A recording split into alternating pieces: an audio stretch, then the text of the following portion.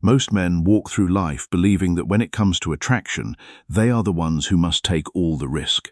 They have been told repeatedly that a man is supposed to make the first move, that he should approach, initiate, and put himself on the line for potential rejection. And certainly, there is truth to that expectation in many social dynamics. But reality, as it so often does, tells a far more nuanced story. In fact, in a surprising number of interactions, roughly 2 out of 3, women are actually the ones who quietly set things in motion. The difference is not in whether they initiate, but in how they do it. Their signals are rarely loud or obvious. They do not walk across a room and announce their interest with a bold declaration. Instead, they operate in layers, subtle, intentional, and sometimes direct, but almost always masked just enough to avoid outright vulnerability. This is not deception. It is not manipulation. It is a deeply ingrained social adaptation, one that has evolved over centuries to protect against the consequences of rejection while still allowing connection to form. The real problem most men face is not a lack of opportunity, but a failure to recognize these signals when they appear. A missed glance, a misunderstood smile, or a dismissed touch can easily be the difference between a connection that grows and one that never begins. And the tragedy is that many men walk away from interactions completely unaware that they were being invited in. They assume nothing happened because nothing was said. But attraction rarely announces itself with words. It communicates through layers of behavior that, once understood, become remarkably consistent and predictable. Understanding how women flirt is not about manipulation. It is about awareness. It is about learning to see what is already there, rather than waiting for something that may never come.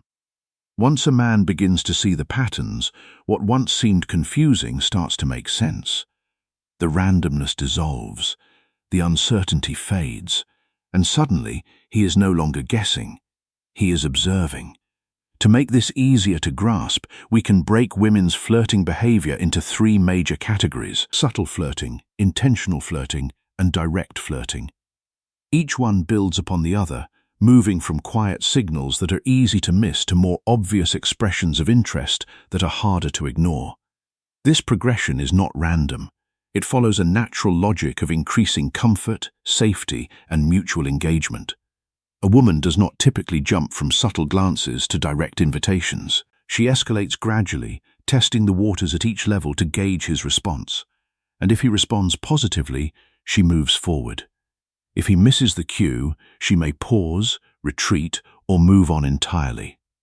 The Stoic philosopher Epictetus once observed that we should not seek to have events happen as we wish, but to wish them to happen as they do happen. This is the mindset a man needs when learning to read female attraction signals. He cannot force her to be more direct.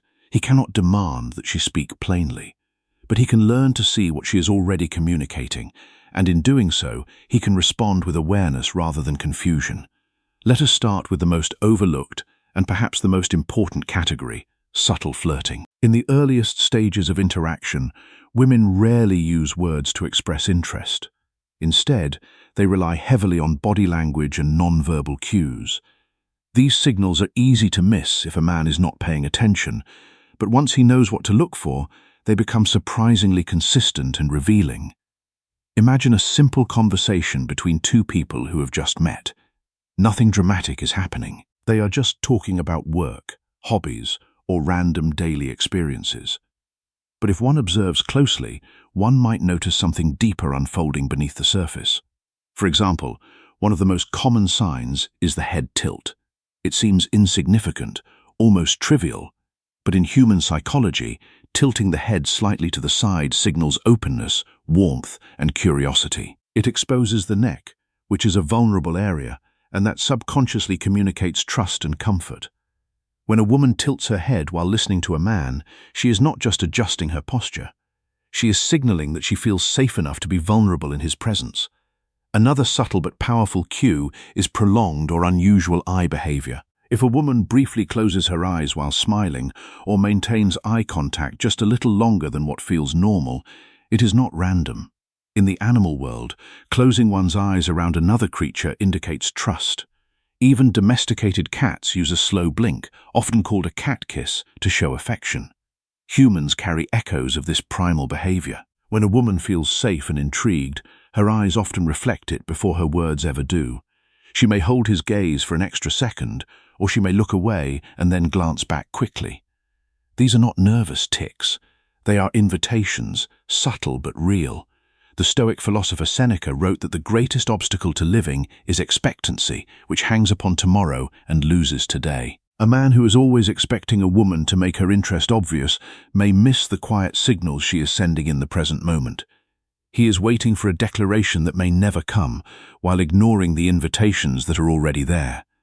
Now, these are just the starting signals, the quiet opening moves that begin to build a connection. As time passes and comfort increases, these cues tend to become more frequent and slightly more expressive. Think about how people behave a few hours into a conversation, especially if there is laughter involved. The energy shifts. The interaction becomes less formal, more playful, more relaxed. This is where a man begins to see a broader range of subtle signals that are harder to dismiss. A researcher named Monica Moore studied female flirting behavior extensively and identified some of the most common nonverbal cues women use to signal interest. Among them are smiling, repeated glancing, light laughter, and something she described as solitary dancing, which refers to small, playful movements that subtly invite attention without directly asking for it. For instance, a woman might adjust her posture in a rhythmic way, sway slightly while standing, or play with her hair. These actions are not necessarily conscious decisions. They are instinctive behaviors that serve one primary purpose: to draw a man's attention without demanding it. They are designed to be noticed, but also to be deniable if necessary. Context, however, plays a huge role in how these signals appear. If she is at a distance, say across a room, her movements will likely be larger and more noticeable. She might flip her hair, scan the room in a way that repeatedly lands on him, or position herself where she is more visible. These are attention-getting signals designed to bridge physical space and create a sense of presence. On the other hand, if she is already close to him, the signals become smaller and more intimate. She might lean slightly toward him during conversation, tilt her head, lightly touch his arm while laughing, or mirror his movements without realizing it. These are proximity-based cues that indicate comfort and growing interest. There are also vocal changes to consider. Studies have shown that women often raise the pitch of their voice slightly when speaking to someone they are attracted to. It is subtle, but noticeable if a man compares how she speaks to him versus how she speaks to others. The voice becomes softer, more melodic, more engaging. Now, here is the crucial part that every man must understand. He should never rely on a single signal to determine attraction. One smile does not mean anything. One laugh does not confirm interest. People smile and laugh out of politeness all the time. But when multiple signals appear together, a cluster, that is when things become truly meaningful. For example, if she laughs at his joke, that alone could be politeness. But if she laughs, touches his arm, tilts her head, and maintains eye contact, that combination is far less likely to be accidental. It is a pattern, and patterns are what reveal true intent. Understanding subtle flirting is like learning a new language. At first, everything sounds like noise. But once a man recognizes the structure, he begins to understand what is being communicated without a single word being said.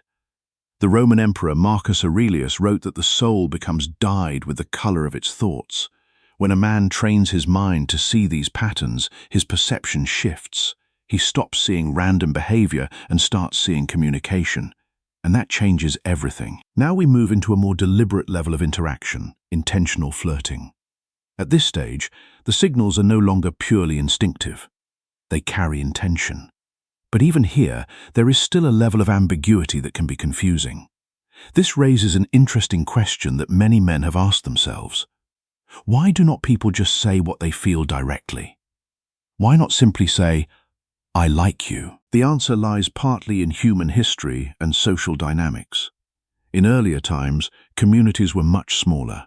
Everyone knew each other. Reputation mattered deeply. If someone expressed romantic interest and got rejected, it was not a private moment. It became public knowledge. That rejection could carry significant social consequences that affected not just the individual, but their entire family. For women, the stakes were even higher. While they often initiated interactions through subtle signals, men were expected to do the actual approaching. If a woman both initiated and approached, and then got rejected, she risked being labeled as desperate or undesirable within the community. As a result, flirting evolved into a careful balancing act. It had to be clear enough to show interest, but vague enough to protect against the pain and social cost of rejection. That balance still exists today, even in a world that is far more open and progressive. Intentional flirting often shows up through conversation rather than body language. It is in the words chosen, the topics introduced, and the subtle implications behind them. Researchers once analyzed conversations from dating scenarios and found that flirtatious communication tends to fall into several distinct categories. These include imagined future scenarios, metalinguistic references talking about the conversation itself, self-praise, humor, sexual innuendo, and compliments. Among these, one of the most telling is imagined future. This is when a woman casually includes a man in a hypothetical scenario that has not happened yet.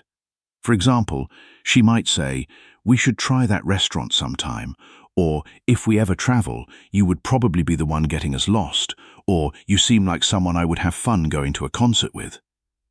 These statements may sound casual, almost throwaway, but they carry a deeper implication. She is not just talking about a random future. She is placing him in it. She is imagining a world where they share experiences together. That is a significant signal. Another strong indicator is compliments, especially when they go beyond surface-level observations. Instead of saying, "Nice shirt," she might say, "I like how you think about things," or "You are actually really easy to talk to." These types of compliments reflect genuine interest in who he is, not just how he looks. They suggest that she has been paying attention to his character, his mind, his presence. That is far more meaningful than a passing comment on his appearance. Self-praise can also be a form of flirting, though it is often misunderstood. When a woman highlights her own qualities, her skills, her interests, her achievements, it is sometimes a way of signaling value and inviting him to see her in a certain light. For example, she might casually mention that she is a great cook, loves adventure, or is passionate about something meaningful.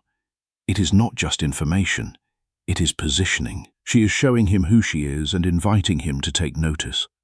The Stoic philosopher Musonius Rufus taught that we should not use our words to command, but to persuade and to teach. When a woman speaks of herself in these ways, she is not commanding him to be interested. She is persuading him, subtly, through the art of conversation. Sexual innuendo, when present, is usually subtle and layered with humor. It might come across as a playful double meaning or a teasing remark that could be interpreted in more than one way. Humor itself is tricky because friendly people joke all the time, so humor alone is not a reliable indicator. But when humor is combined with other signals, especially those involving future scenarios or compliments, it becomes more meaningful. The key with intentional flirting is to look at direction. Is the conversation gradually becoming more personal, more playful, more inclusive of shared experiences?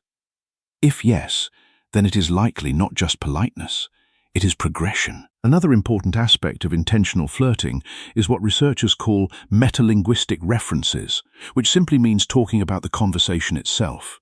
For example, she might say, "I really enjoy talking to you," or "This is actually fun," or "I was not expecting to have this good of a conversation tonight."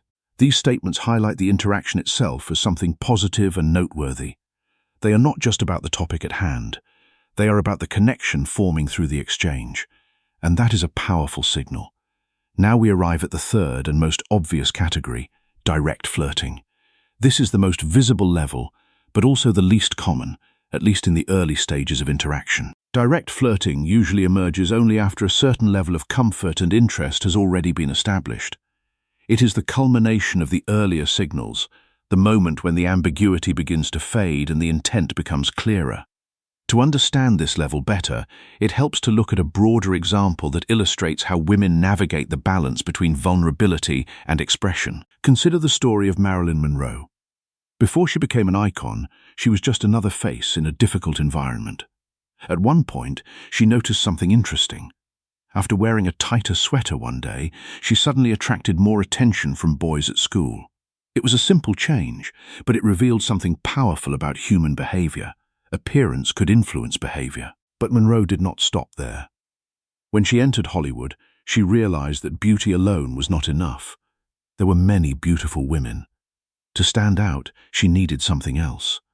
What she developed was a persona, a blend of softness, vulnerability, and subtle clumsiness. She often played characters who seemed innocent, slightly naive, and in need of guidance. This created a dynamic where men felt both attracted to her and protective of her. Interestingly, she was far from unintelligent.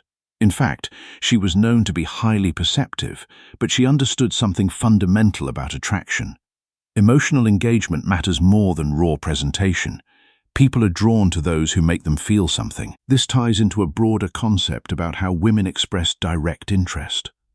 Sometimes, when a woman is directly interested, she may express it not through bold declarations, but through behavior that invites interaction and creates opportunities for connection. For example, she might share a small problem with a man, not because she cannot solve it, but because it creates an opportunity for him to engage more deeply. She might say, "I cannot decide what to order. What would you pick?"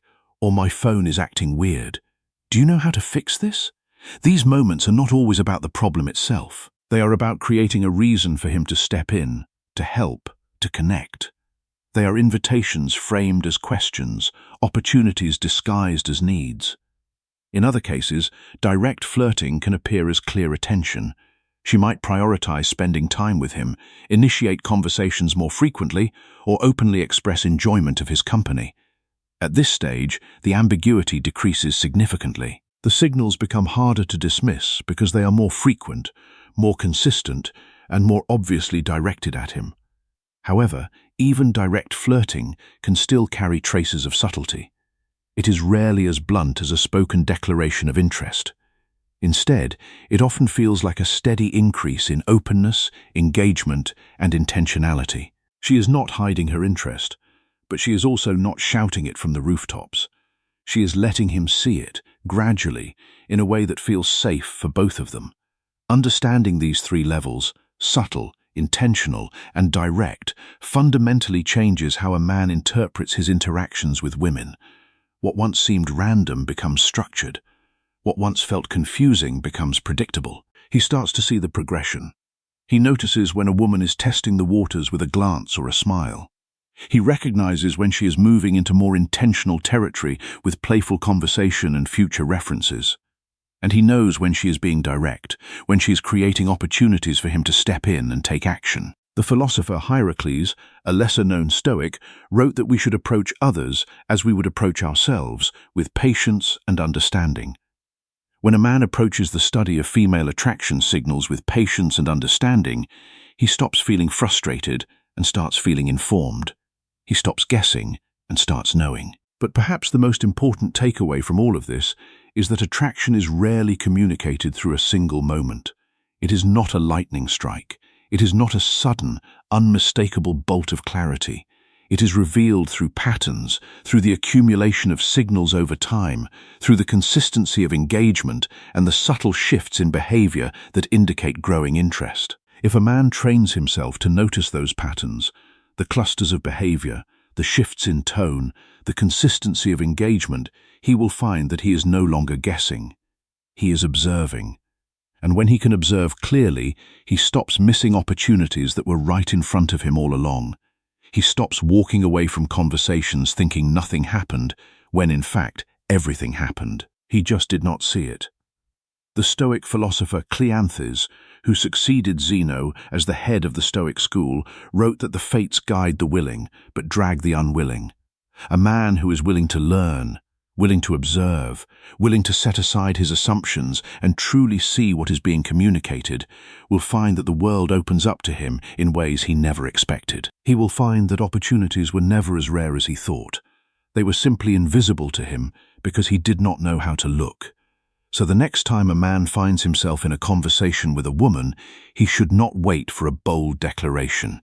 He should not hope for a direct approach. He should pay attention. He should look for the tilt of the head, the lingering glance, the playful touch, the future scenario casually mentioned. He should notice the patterns, the clusters, the consistency. Because in those quiet signals lies the truth of her interest. And once he sees it, he can respond with confidence, with clarity, and with the presence of a man who finally understands what has been right in front of him all along.